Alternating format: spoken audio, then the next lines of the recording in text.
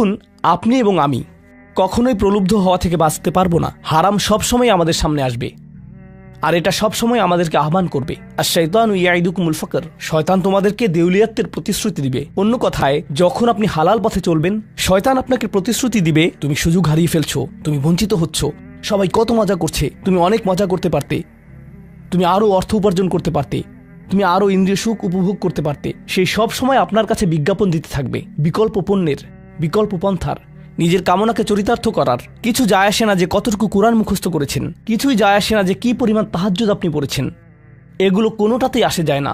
শয়তান থামবে না। দিন শেষে আপনি তো একজন মানুষই। দিন শেষে কামনা বাসনাগুলো আপনার মাঝে থাকবে, আর শয়তান থামবে না, সে আপনার পেছনে লেগেই থাকবে। শয়তানের একটা কৌশল আল্লাহ বর্ণনা করেছেন। তার মনস্তাত্ত্বিক কৌশলটি হল যায়্যানা লাহুমুশ শাইতানু আমালাহুম। শয়তান তাদের কাজগুলোকে তাদের কাছে আকর্ষণীয় করে দেয়। শয়তান আপনার কাছে আসবে, আপনাকে প্রলুব্ধ করবে। তখন আপনি বলবেন, হ্যাঁ এটা খারাপ, কিন্তু আমি তো অনেক ভালো কাজও করি। হ্যাঁ আমি এলোমেলো কাজ করছি, কিন্তু আমি তো নামাজও পড়ছি। আর আমি তো কাফেরও না, তো সমস্যার কিছু নেই। আর এইবার করেই আমি থেমে যাব। এমন না যে আমি এটা করতেই থাকবো, শুধু একবারই করব। এভাবে নিজেকে সব ধরনের যুক্তি দিতে থাকেন, নিজে নিজে এটাকে বৈধতা দিতে থাকেন। আপনার চিন্তায় এটা এখন আর অতটা খারাপ না। আর তারপর যখন এমন মানুষ চারপাশে থাকেন যাদেরকে বলেন যে এটা তো খারাপ, আর তারপর যখন এমন মানুষের চারপাশে থাকেন যাদেরকে বলেন যে এটা তো খারাপ, তারাও আপনাকে বলে, না ভাই কাম অন, এটা অতটা খারাপ না, থামো তো, এরকম কথা বলো না, না আল্লাহ ওইরকম না, আল্লাহ তোমাকে শাস্তি দিবেন না, কেন এরকম হতাশাজনক কথা বলছো, তুমি অতিরিক্ত চিন্তা করো। আপনি তা শুনেন, আর এটা আপনাকে প্রভাবিত করতে শুরু করে। কিন্তু যখন কাজটা করে ফেলেছেন, যেটাই করেছেন, হতে পারে এটা অ্যালকোহল অথবা অন্য কোনো মাদক, এটা কারোর সাথে সম্পর্ক হতে পারে, সেটা যাই হোক, যখন নিজেকে বলেন যে এটাই শেষবার, কিন্তু এটাই শেষ তো না। কারণ যখনই কাজটা ঘটে যায় আর কয়েকদিনের মধ্যে অনুশোচনাও কেটে যায়, তখন মোবাইলে আরেকটা মেসেজ চলে আসে, তারপর আরেকটা দাওয়াত আসে, তারপর আপনি বলেন না এটাই শেষবার, আবারও সেই চক্রে আটকে যান, আর আবারও সেটা করেন, আর তা করতেই থাকেন। শয়তান ঠিক এটাই চেয়েছিল। মানুষ এই চক্র বন্ধ করতে পারে, আল্লাহর প্রতি নিবিষ্ট হয়ে বলতে পারে, ইয়া আল্লাহ, আমার বন্ধুরা কি বলছে তাতে কিছু যায় আসে না, শয়তান কি ওয়াসওয়াসা দিচ্ছে তাতে কিছু যায় আসে না, কতবার এই বিভৎস চক্রে আটকা পড়েছি তাতে কিছু যায় আসে না। আমি ফিরে আসলাম, আমি ফিরে আসলাম, আমি ফিরে আসলাম 2 দিন অনুতপ্ত থেকে আবারও পাপে লিপ্ত হওয়া থেকে। আমি ফিরে আসলাম আপনার কাছে ক্ষমা চাওয়ার পর আবারও পাপ করা থেকে। ওয়ালাম ইউসিরু আলা মা ফাআলু ওয়া হুম ইয়ালামুন। তারা পাপ কাজগুলো বারবার করে না, আর তারা জানে যে তারা কি করছে। আমি সেই লোকদের অন্তর্ভুক্ত হব না। ওয়ালাইসাতিত তাওবাতু লিল্লাযিনা ইয়ামালুনা আস-সাইয়্যাত। তওবা, অনুশোচনা তাদের জন্য কাজ করে না যারা পাপ করতেই থাকে। এমনকি তওবা করার পরেও এটা সেই মানুষদের জন্য না যারা এই চক্রে আটকে যায়। এটা তাদের জন্য যারা বলে, ইয়া আল্লাহ, আমি জাহান্নামে যেতে চাই না, আমি জাহান্নামের যোগ্য অনেক কাজ করেছি, কিন্তু এখন আমি থেমে যাচ্ছি। আর এটাই চূড়ান্ত। তারা হলেন আল্লাহর কাছে বিশেষ মানুষ। কারণ আল্লাহ জানেন এটা কতটা প্রলুব্ধকারী ছিল, আল্লাহ জানেন সেই আসক্তি কতটা শক্তিশালী ছিল, আল্লাহ জানেন পাপের কত গভীরে আপনি ছিলেন, আল্লাহ জানেন আপনার উপর শয়তানের সেই দীর্ঘ নিয়ন্ত্রণের কথা, আর আপনি সেই নিয়ন্ত্রণ ভঙ্গ করতে এবং আল্লাহর কাছে ফিরে আসতে সক্ষম হয়েছেন। আল্লাহর পথে আপনার এই যাত্রা অন্য মানুষের তুলনায় অনেক কঠিন। আপনার সামনের প্রলোভনগুলো অনেক শক্তিশালী, আপনার প্রতি অভিকর্ষের টানটি অনেক বেশি শক্তিশালী, আর এর সাথে লড়াই করে যেহেতু আল্লাহর কাছে এসেছেন, তাই আপনি বিশেষ মর্যাদা সম্পন্ন। এটা মনে করবেন না যে আমি তাহাজ্জুদ পড়ি না তাই আমি অতটা ভালো না, অথবা আমি আরবি জানি না, বা আমি এখনো সম্পূর্ণ কোরআন পাঠ করিনি আর আমি তাজবিদের নিয়মগুলো জানি না। না না না না না, আপনার বিশেষত্ব এজন্য না যে আপনি 17 বার হজ করেছেন। আপনার জ্ঞান এবং ইবাদতের জন্য আপনি আল্লাহর কাছে বিশেষ না, আপনি আল্লাহর কাছে বিশেষ মর্যাদা সম্পন্ন, কারণ আপনি পাপ থেকে বেরিয়ে এসেছেন আর আপনি শুধু তার ভয়েই ভীত। এটাই আপনাকে আল্লাহর কাছে বিশেষ মর্যাদা সম্পন্ন করে। তাই আপনিও ইবাদুর রহমান। তো এখান থেকে আল্লাহ আমাদেরকে সম্পূর্ণ বিপরীত দিকে নিয়ে যাচ্ছেন। এই প্রত্যেক শ্রেণী সম্পর্কে চিন্তা করুন, কিভাবে এগুলো আপনার সাথে প্রাসঙ্গিক, কিভাবে আপনি আল্লাহর কাছে বিশেষ মর্যাদা সম্পন্ন হতে চান, কিভাবে আপনি আল্লাহর নৈকট্য পেতে চান, কিভাবে আমি আল্লাহর নৈকট্য পেতে চাই। আমাদের কাছে এটা আসলে কতটা মূল্যবান। পাপ হলো এক প্রকারের ভালোবাসা। আমরা এর মোহে পড়ে যাই, আমরা এতে আসক্ত হয়ে যাই। আর এই অনুচ্ছেদটি আসলে ভালোবাসার একটা প্রতিযোগিতা। কারণ আপনি ইন্দ্রিয় সুখ ভালোবাসেন, আপনি এই পাপগুলোকে ভালোবাসেন, আর আপনি তা ছাড়তে চান না, কারণ এতে আপনার সুখানুভূতি নষ্ট হবে।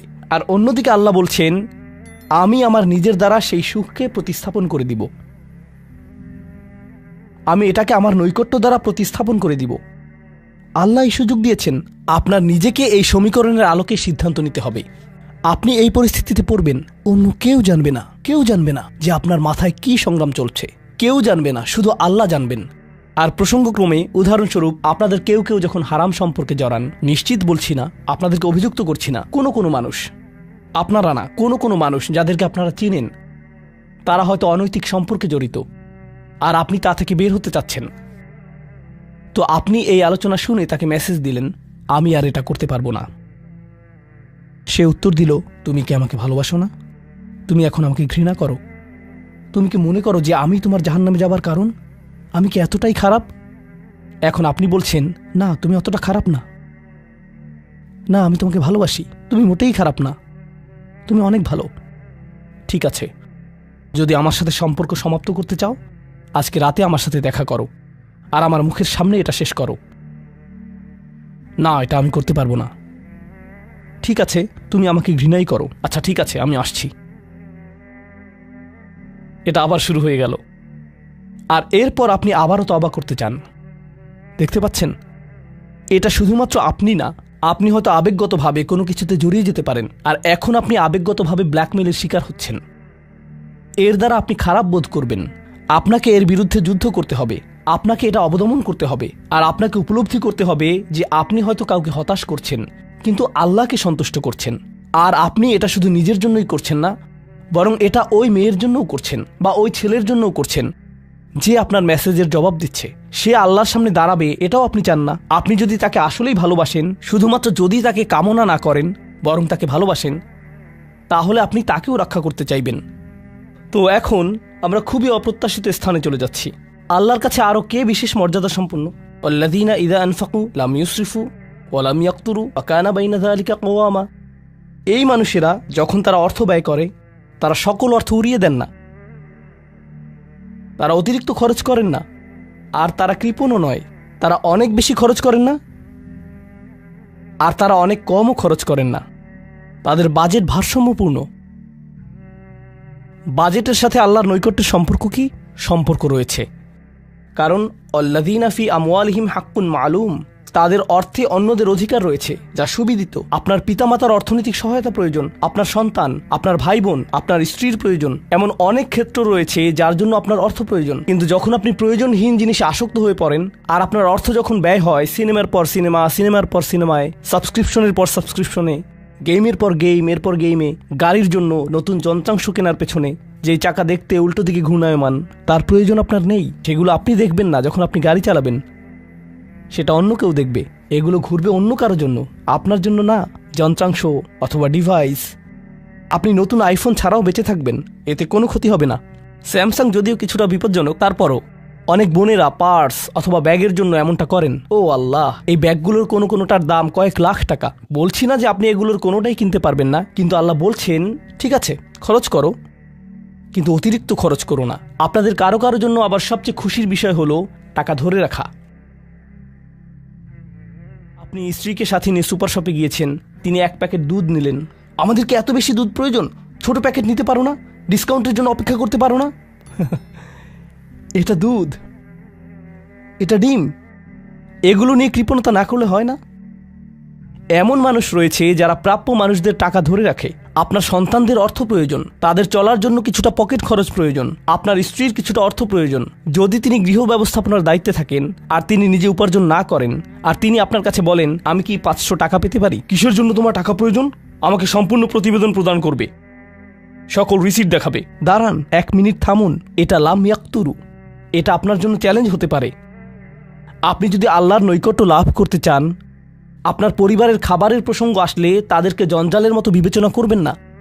আপনার জন্য সর্বোত্তম খরচের খাত হলো আপনার পরিবার। নিজের পরিবারের সাথে এরকম খারাপ আচরণ করবেন না, কিন্তু অতিরিক্ত খরচও করবেন না। অন্যরা এমন আছে যারা টাকা উড়ায়। আল্লাহ হয়তো আপনাকে কিছুটা অর্থ দিয়েছেন, আর আপনি আপনার 16 বছরের সন্তানকে BMW কিনে দিলেন যাতে সে রাস্তার পাশে লাগিয়ে দিয়ে অ্যাক্সিডেন্ট করতে পারে, আর তারপর তাকে আরেকটা কিনে দিলেন। না না না, আপনি এমনটাও করতে পারবেন না। লাম ইউসরিফু ওয়া লাম ইয়াকতুরু ওয়া কানা বাইনা যালিকা কওয়ামা। তারা একটি ন্যায্য ভারসাম্যপূর্ণ পন্থা অবলম্বন করে এই দুই অবস্থার মাঝে অবস্থানের জন্য। পরবর্তী গুণটি আমার প্রিয়, মনোযোগ দিয়ে শুনুন। এরা সবাই একটি শ্রেণী। ওয়াল্লাযীনা লা ইয়াদউনা মা'আল্লাহি ইলাহান আখার ওয়া লা ইয়াকতুলুনা আন-নাফসা আল্লাতী হারামাল্লাহু ইল্লা বিল হক ওয়া লা ইয়াজনুন ওয়া মান ইয়াফআল যালিকা ইয়ালকা আসামা।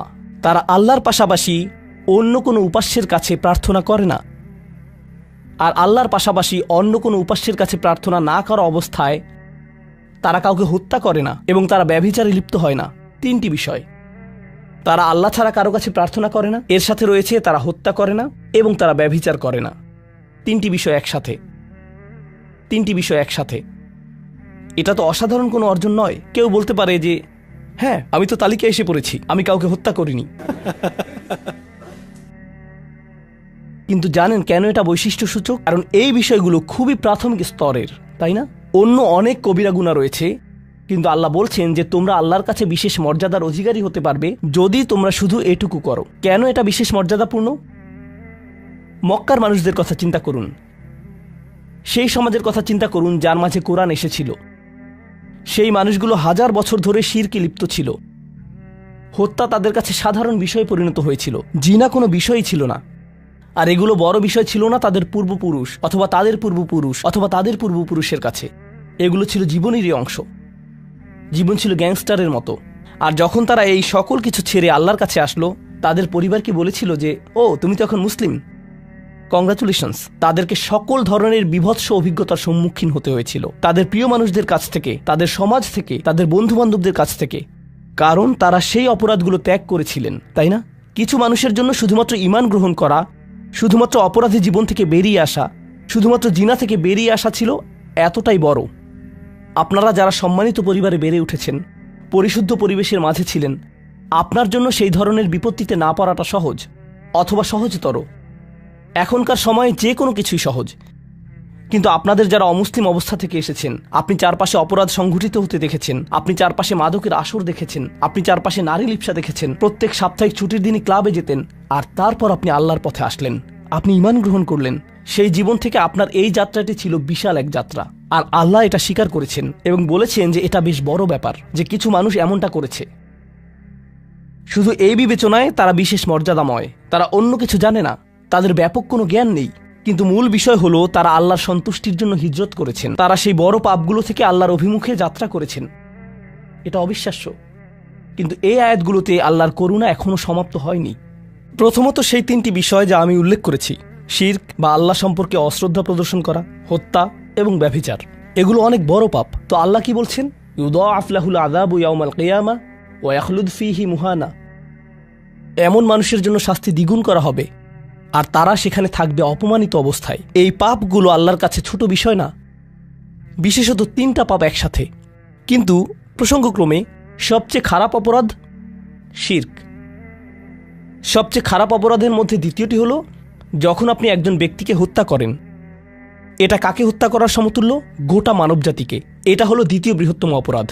আর তারপর তৃতীয় বৃহত্তম অপরাধ কোনটি? জিনা। এই তিনটি একসাথে এসেছে একটি আয়াতে। সেজন্য আল্লাহ বলছেন যে এই ব্যক্তিটি বিশেষ ধরনের শাস্তি পাবে, আর সে এই শাস্তিতে রয়ে যাবে অপমানিত অবস্থায়। কিন্তু এমনকি খারাপের ভিতর সবচেয়ে খারাপ, এরপর সবচেয়ে খারাপ ব্যক্তিটি, এই ব্যক্তিটি এজন্য সবচেয়ে খারাপ না যে সে একটি জিনিস করছে, বরং সে সবচেয়ে খারাপ কারণ সে তিনটি জিনিসই করেছে।